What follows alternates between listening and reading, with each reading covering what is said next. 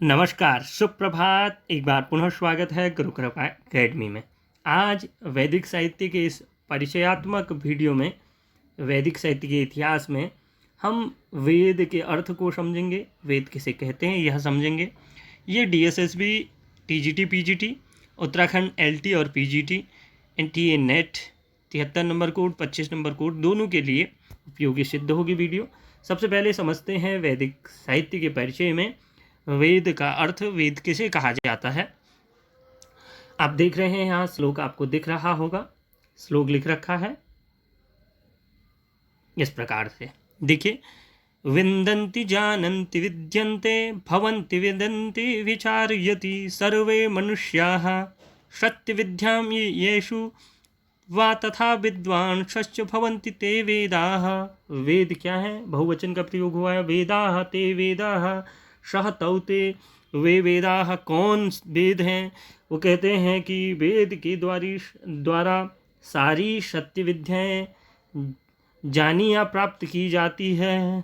आचार्य सायण के अनुसार वेद इष्ट की प्राप्ति, अनिष्ट के परिहार, अलौकिक उपाय को बताने वाला है। जो यहाँ लिखा है देखिए, इष्ट प्राप्ति, अनिष्ट परिहार, अलौकिक उपायम यो ग्रंथो वेद यति स वेदः।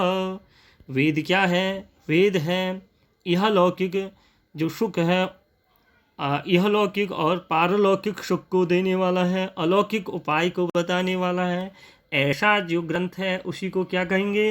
वेद कहेंगे, जिससे मनुष्य विचार करे। सत्य विद्या अर्थात सत्य विद्या, जो विद्याएं सत्य है वो सारी विद्याएं क्या हैं? वेद हैं।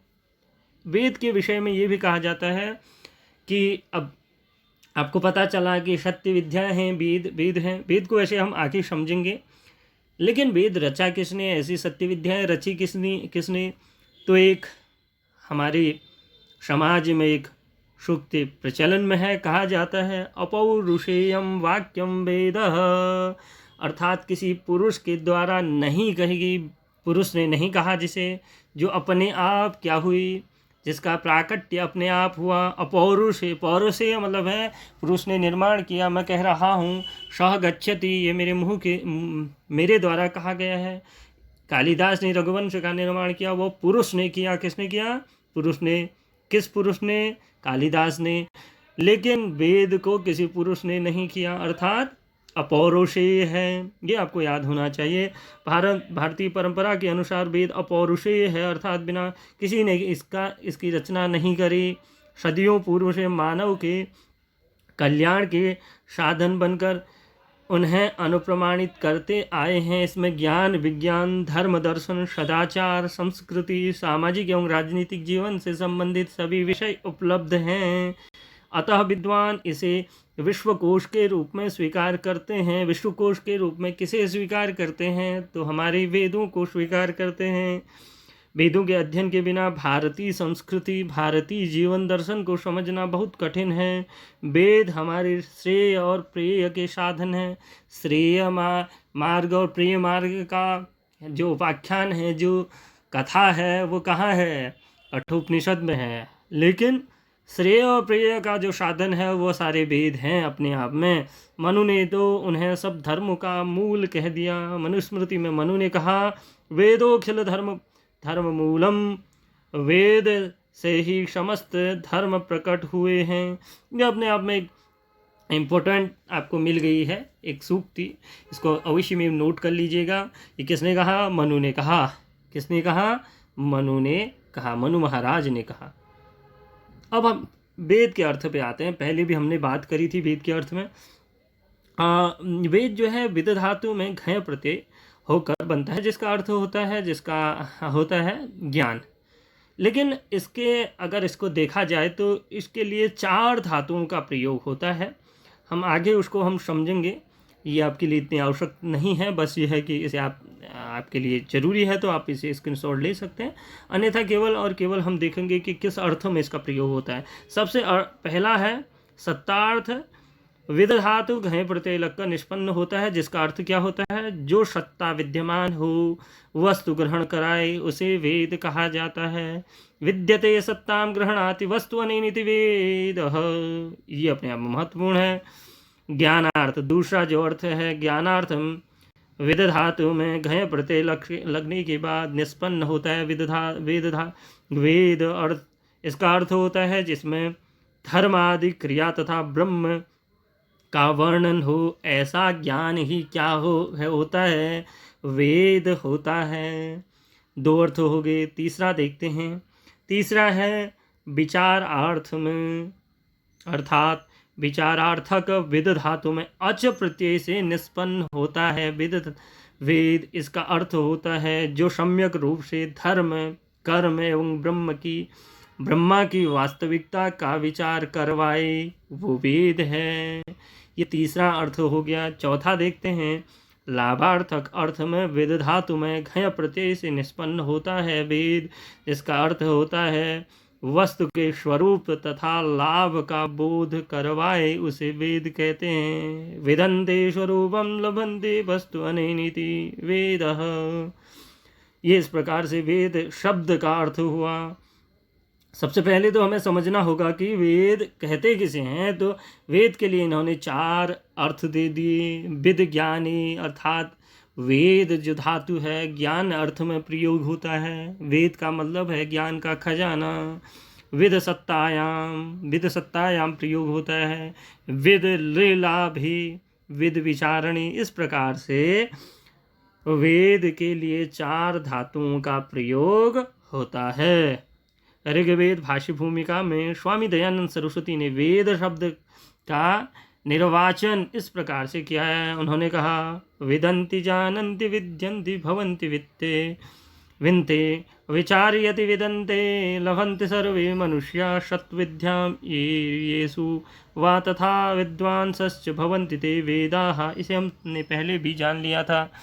जिसके द्वारा विद्यमान का ज्ञान जो है करवाया जाए, जो विद्यमान हो, जो ज्ञान कोश हो, जो विचार करवाए, जो ज्ञात करवाए और जो सत्वों का मनुष्य को लाभ दे तथा जो विद्वान बनाए, वह वेद है। ऐसे दयानंद सरस्वती जी का कथन था। ये जो है कुछ चीज़ें हैं जिसे आपको अवश्य में समझनी होंगी। अब वेद आप समझ गए कि वेद के लिए चार धातुओं का प्रयोग हुआ, उनका चार अर्थ हमने जान लिए। वेद किसने रचे वो भी जान लिए। अब वेद हैं कितने, क्योंकि ये बात आती है कि वेद कितने हैं। तो वेद पूर्व में एक ही था, लेकिन वेद व्यास जी ने उसके वेदों के भाग करने के कारण, पृथकीकरण करने के कारण व्यास को वेद व्यास कह दिया। कहा है विव्यासः देवान्यस्माद् वेद व्यास इति स्मृतः। अर्थात वेद व्यास जी ने एक ही वेद के मनुष्य की बुद्धि के लिए चार भाग बांट दिए और कहा कि अब आज से चार वेद हैं। पहले तो उन्होंने तीन ही वेदों का निर्माण किया, अर्थात तीन ही में बांटा।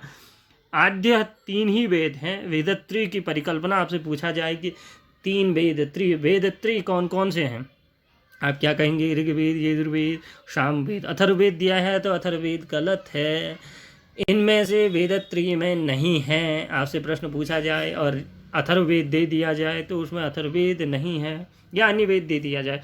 हमारे चार वेद कौन कौन से हैं? ऋग्वेद, यजुर्वेद, सामवेद, अथर्ववेद। वेदत्रय में कौन कौन से हैं? वेदत्रय अर्थात 1, 2, 3 तीन वेदों की परिकल्पना के विषय में आपसे पूछा जाए तो वेदत्रयी कौन है? ऋग्वेद, यजुर्वेद, सामवेद।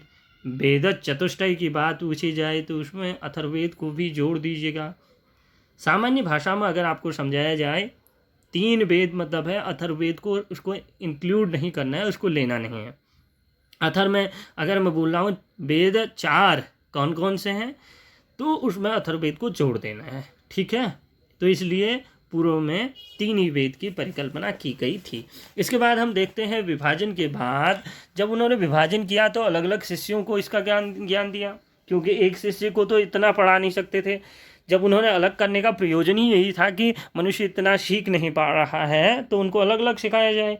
आज तो हम लोग सीमित हो गए हैं, क्या है, एक शाखा से संबंधित है। ऋग्वेद की भी या सामवेद की भी, अथर्ववेद की भी। अथर्ववेद के तो कोई होते नहीं हैं, ज़्यादातर जितने भी लोग हैं वो किस शाखा से संबंधित है, सामवेद या फिर यजुर्वेद। तो पहले मनुष्य चारों वेदों में जो एक वेद पूरा था उसको पढ़ता था, उसके उपरांत एक वेद पढ़ता था। आज के समय में क्या है, खाली उसके नाम के पीछे पता है कि हाँ मैं मध्विंदिनी शाखा से संबंधित हूँ, काण्व शाखा से संबंधित हूँ, उसके अलावा या कौथुम शाखा से संबंधित हूँ, बस पता है, पढ़ा एक भी नहीं है।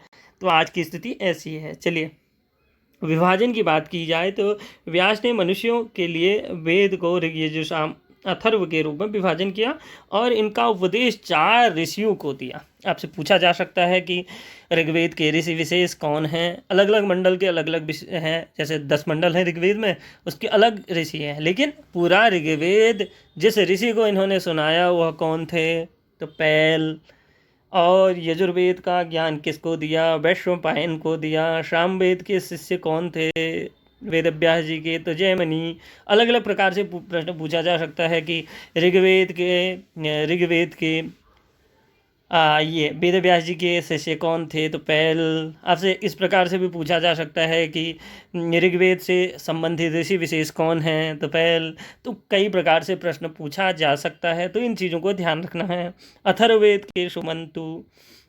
इस प्रकार चारों वेदों के 4 ऋषि विशेष भी हैं। उपवेद के कई बार प्रश्न पूछे जाते हैं, तो उपवेद का भी आपको पता होना चाहिए। ऋग्वेद की बात की जाए तो आयुर्वेद जो है इसके क्या हैं, उपवेद हैं। यजुर्वेद की बात की जाए तो धनुर्वेद इसके उपवेद हैं। सामवेद की बात की जाए तो गंधर्व वेद। अथर्ववेद की बात की जाए तो शिल्प वेद या अर्थशास्त्र इसके उपवेद हैं। अलग अलग लोगों का अलग अलग मत है। इसे अब वेद से तात्पर्य एक सामान्य रूप से हम देखते हैं। वस्तुतः वेद शब्द से तात्पर्य वैदिक संहिता से हुआ है। आपस्तंभ धर्मसूत्र में समस्त वैदिक वाङ्मय का विभाजन 2 भागों में किया गया है, मंत्र और ब्राह्मण। जिसका मनन किया जाए उसे मंत्र कहते हैं, मंत्रों के समूह को संहिता कहते हैं, जिसमें स्तुति, यज्ञ, परक, इसमें पारक नहीं है, परक, ज्ञेय एवं रक्षा विधान मंत्र तंत्रों का संकलन होता है। ऐसे मंत्र समूह को संहिता कहते हैं। संहिता किसकी होती है, वेदों की ही संहिता होती है। दिवादिगण के ज्ञानार्थक मन धातु में ष्ठन प्रत्यय जोड़कर मंत्र शब्द की व्युत्पत्ति होती है। कहा जाता है मन्यन्ते ईश्वरादेश अनेनिति मंत्र, मन्यन्ते ईश्वरादेश अनेनिति मंत्र। इसमें ईश्वरी आदेश की जानकारी प्राप्त होती है, उसे मंत्र कहते हैं। तो इन्होंने मंत्र को इस प्रकार से डिफाइन किया।